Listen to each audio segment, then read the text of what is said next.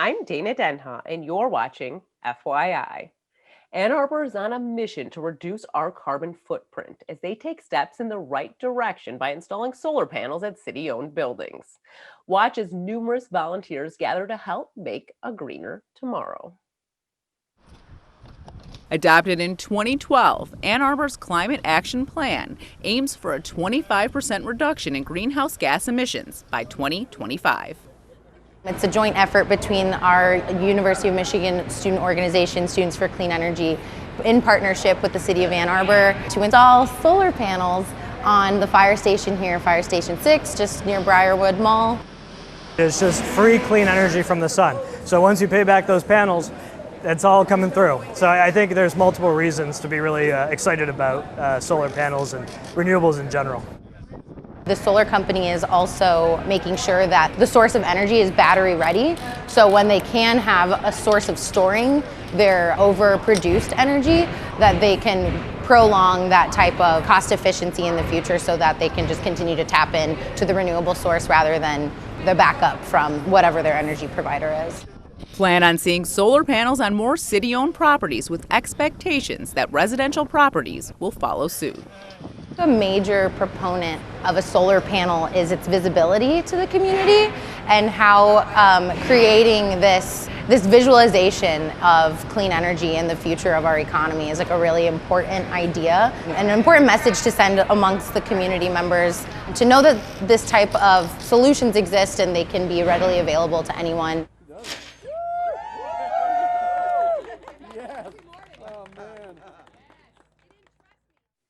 The city has a quick and easy service available to report a problem that may arise throughout Ann Arbor, like potholes, streetlight repairs, and trash pickup issues.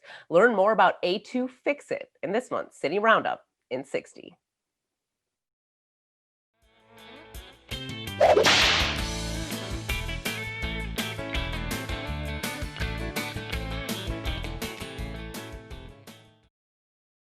Hello, my name is Robert Keller with the City of Ann Arbor, here to tell you a quick and easy way to report problems to the city that you need to get fixed. Problems like potholes, streetlight outages, or snow or ice on sidewalks or streets. It's called A2 Fix It. A2 Fix It is a tool you can access online. Just simply go to a2gov.org/A2Fixit or download the app for your smartphone. Now keep in mind, A2 Fix It isn't for everything. A2 Fix It isn't for emergencies, crime issues, or flooding or water problems. But for practically everything else, A2 Fix It is your best and easy way to let us know you need something fixed. The buying season is here, and in Ann Arbor, we are lucky enough to have one-of-a-kind businesses that we can support locally during the holidays. Whether it be picking up carryout for dinner or finding that perfect gift for the one you love the most, the DDA is ensuring our safety in the downtown while we enjoy the charm of Ann Arbor during the season of lights. Joining me is Communications Manager for the Ann Arbor Downtown Development Authority, Maura Thomson. Welcome back to the show in a different role this time. We haven't seen you since you've been with the DDA. So I know, I can't believe it's been so long. It's great to see you. Great to be back. Wish it was under different circumstances, but happy to be here.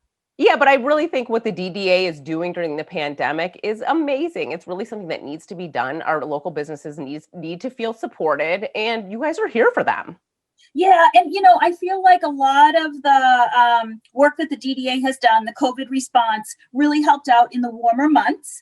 And we were instrumental in helping spread the message about the importance of mask wearing and social distancing. And now it's kind of been handed over to the businesses themselves with things going indoors, where businesses have, had to adapt and have capacity limits.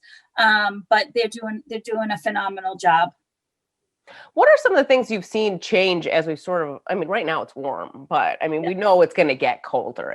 We're in Michigan, we're going to have those cold weeks. So what are they sort of doing? What are businesses tackling to help you feel comfortable so you can go in there during this time of year?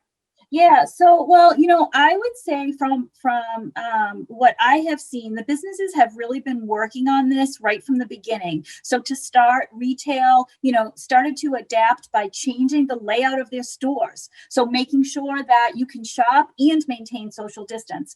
The capacity limits already put that in place as far as you're not going to go into a store that's packed. It can't happen.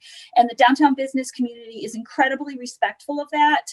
Many will have actually a staff person at the door, so monitoring how many people come in the door. Some may have hand sanitizer right there at the door. Some have masks that are available if you happen to forget yours. So the business community really has been working on this and evolving with the times. As things change, they have changed. But in addition to making it safer to shop in store, a lot of businesses have really adapted their online presence. And I feel like that's the big thing for this holiday season. It has never been easier to support downtown businesses because so many have wonderful e-commerce now. I think in the past we were sort of, it is obviously easier to shop online. We all know that. You don't have to leave your house, but local businesses weren't really hopping on that bandwagon yet. Right. And, some were, some had great online presence already, but I would say, and this is making a sweeping generalization, but I really do think that the majority of businesses have really stepped up their game on e-commerce. And you can pretty much buy whatever you want right from a local business without leaving your home. And in addition to that, a lot of the businesses are also taking advantage of the curbside carryout. So maybe they're not delivering, but you can pull right outside of their business and have contactless delivery right to your car. Yeah. So how does that work? The DDA is sort of designated spots for certain restaurants. I know I used a spot for Shalimar just a week ago. Sure. Yep.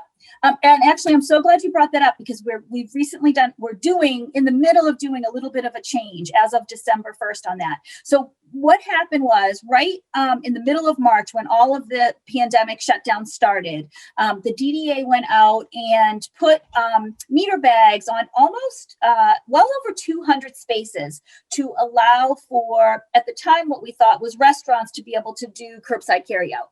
And I can tell you at the time, we thought those would be in place for a couple of weeks or a month. So we used what we had on hand and we needed to get it done as quickly as possible.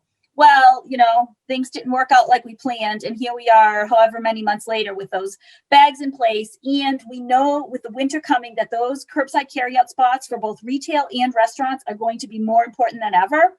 So we are now in the process of switching out the bags because the orange bags that you've seen down there now with the little signs, those are not enforceable. This gets a little technical, but basically our community standards officers cannot issue tickets on those spots because it doesn't have the appropriate technical language that's needed.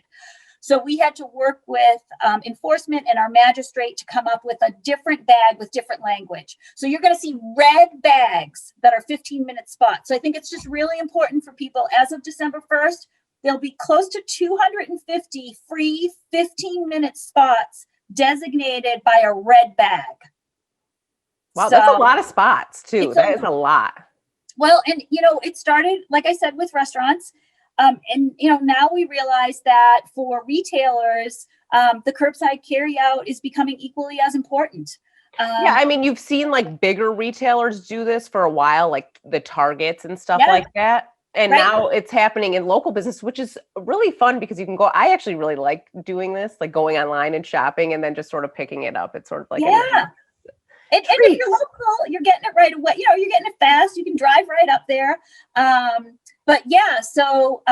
It's a model that clearly was in place with grocery stores and our downtown businesses are following suit. So it's amazing. I talked to Susan Pillay, a month or two ago, and it's just amazing to see how these downtown businesses have evolved so quickly during this time frame, because this business model that's transitioning here is going to help them far into the future. Absolutely. And I think obviously we have no idea the implications of all of this on future buying behaviors. They say it takes, a few months for patterns to change. And clearly people have had enough time now to have patterns change. And going into this holiday season, my biggest hope is that when people are online shopping and getting ready to press send on an order for like a bigger, I won't name any names, but big online retailers, that you stop and think and look into making that purchase local, because we see all of the delivery trucks around town, and if even half of those or a quarter of those were orders placed at our downtown businesses, it would really make a difference. It would save businesses. On that note, we're going to take a short break, and we'll be back with Maura Thomson and the DDA on how we can support local businesses during the pandemic.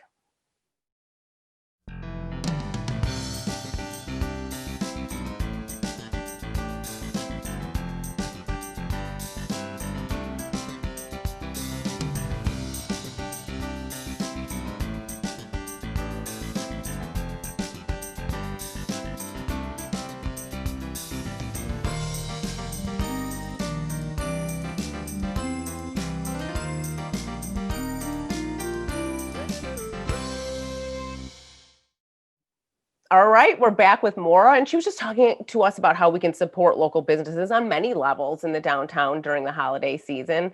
And I think an interesting thing that I was sort of looking up, and I don't know how many people take advantage of this. I personally don't feel comfortable eating inside of a restaurant at the moment. So I definitely take advantage of the carryout options that the downtown offers. But I'm also not a big drinker, but I think people really enjoy cocktails from the downtown. So you can actually order cocktails to go now. That's right. You can order cocktails. And the other, I think, thing that is great, you can also order from some restaurants. They're doing like make at home meals, so family meals. Some are still offering groceries. So, I mean, there are just so many different options now from restaurants that, of course, we didn't see before. And we want to support our restaurants. We love our restaurants. So if we're not supporting them during this time, they're not going to exist anymore. Right. And I think it's really important, kind of stating the obvious, but, during the warmer weather, when the outside seating could be used, when we were able to close our streets, I mean, that's been a huge benefit for our restaurants, and thinking about wait staff, right? Like if you're only doing carryout orders, wait staff aren't getting tips, wait staff aren't needed. So now more than ever, as the weather gets colder, we've got to support our restaurants if we want to see them around. We got to support our retailers if we want to see them around. I like something that you put in the newsletter about supporting local businesses when you're shopping online and restaurants and stuff, about tipping extra. You mentioned tipping. So I've noticed I am a much bigger tipper now than I used to be. I would be like a 20% tipper in the past, but now when I'm doing carryout, I'm like, I don't know, give them $15. I don't know, because I'm like, it'll be an order that's like 10. I'm like giving them $15 because I feel bad because they were out of work for so long. Right. And they rely on these tips to make money. Absolutely. And you also have to remember, even a restaurant that is operating at what is now capacity, they're still, cut in half. And so that's why I'm throwing in, I feel like years ago, even like when we started Restaurant Week, we'd always say like tip generously. It's really important, which I've always believed. But truly now more than ever, whatever you can give is so appreciated. And I've heard this from restaurant owners who are just humbled by the generosity that they have seen in this community. And, I've said this before, this community is the reason that we have businesses that are still hanging on. It's truly the generosity of our community is a beautiful thing. And we got to keep doing it. We have to keep doing it. So, we talk about shopping locally, going to restaurants and stuff. And, if you have that, hard person to buy for, there's always gift card options, right? A lot of our local businesses are giving gift cards, and then they can shop the way we're talking about shopping for themselves after the holidays. Absolutely. I feel like there are so many ways to support local this holiday season. I mean, we've talked about it. You can shop in store if you like. You can shop online. You can buy gift cards. Some of our retailers are actually doing personal shopping or shopping parties. So you can call your retailer and say, hey, I don't feel comfortable coming in when you're open. Is there a time I could come in when you're closed? And I can Wow. tell you a lot of them will do that. So people are really bending over backwards to accommodate everyone's comfort level, because we're not all comfortable being in a store. And some of us aren't comfortable even going out, and you want things delivered, and that's all okay. And I think, we have businesses downtown that are willing to accommodate that. So if you are interested in helping local businesses, there are just so many ways. There's the curbside carryout. I think we've made it pretty much as convenient as we possibly can. On a personal level, do you have any downtown businesses that you would suggest people check out that maybe are newer or you haven't seen? I mean, maybe we haven't been downtown in a while. This brings me back to years ago, a restaurant week conversation where you would ask me to pick some of my favorites, which I can't do because it's like choosing your favorite children. Sure.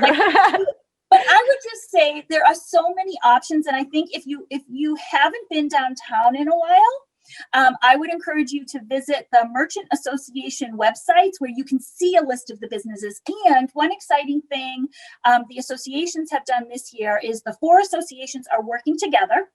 And there is one website called showyourloveA2.org, which is a collective website. So you don't have to go to the different sites, that has information on businesses selling gift certificates, on the different specials that they're offering during the holiday season.